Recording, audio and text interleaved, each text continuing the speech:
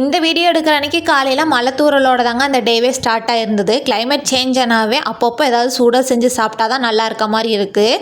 Morning பிரேக்ஃபாஸ்ட்டுக்கு carrot beans போட்டு சேமியா தாங்க ரெடி பண்ணியிருந்தேன். இதுக்கு சைடிஷ்க்கு தேங்காய் சட்னி வச்சுருந்தேன். இந்த 2 காம்பினேஷன் ரொம்ப சூப்பராக இருக்குங்க. பெருசாக சமையல் வேலை எதுவும் இல்லாதனால ஒரு 9 மணி போலவே எல்லா வேலையும் பண்ணி முடிச்சாச்சுங்க. மதியம் சமையல் பண்ணுற வரைக்கும் கொஞ்சம் ஃப்ரீ டைம் இருக்க மாதிரி இருந்தது. அதுக்குள்ளே க்ளீனிங் ஒர்க் ஏதாவது பண்ணிடலான்னு சொல்லி தோணுச்சுங்க. கிச்சனில் அந்த பெரிய ஷெல்ஃபில் இருக்கக்கூடிய திங்ஸ் எல்லாம் ஹஸ்பண்டுமே ஒர்க்குக்கு போகிறதுக்கு முன்னாடி எடுத்து கொடுத்துட்டு போயிருந்தாங்கங்க. அது ஃபுல்லாக தான் க்ளீன் பண்ணியிருந்தேன்.